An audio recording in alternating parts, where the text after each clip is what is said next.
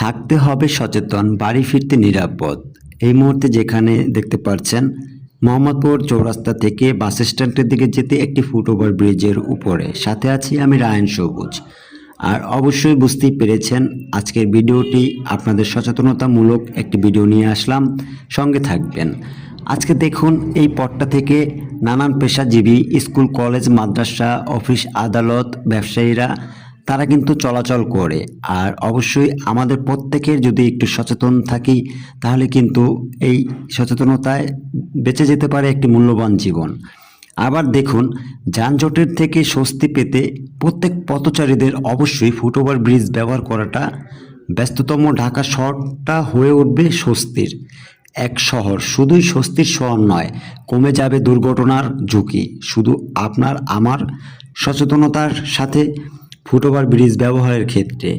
আর অবশ্যই আমাদের প্রত্যেকের সচেতন থাকতে হবে, সচেতন রাখতে হবে।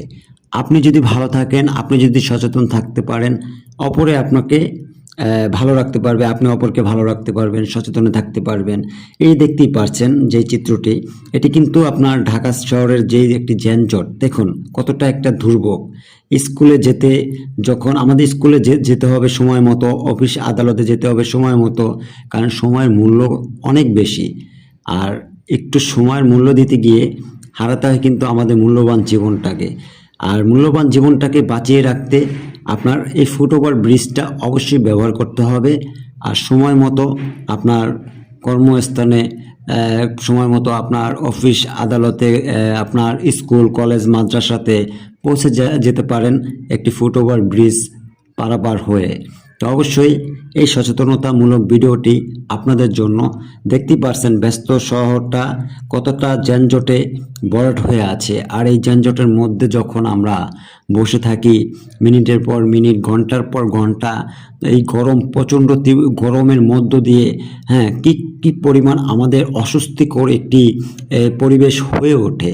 তো এই অস্বস্তিকর পরিবেশটাকে আমাদের রক্ষা করতে আমাদের সচেতন হতে হবে। এবং আমরা যারা পথ দিয়ে চলাচল করি তাদের এই ফুটওভার ব্রিজটি ব্যবহার করতে হবে অবশ্যই, এবং নিয়ম মানতে হবে।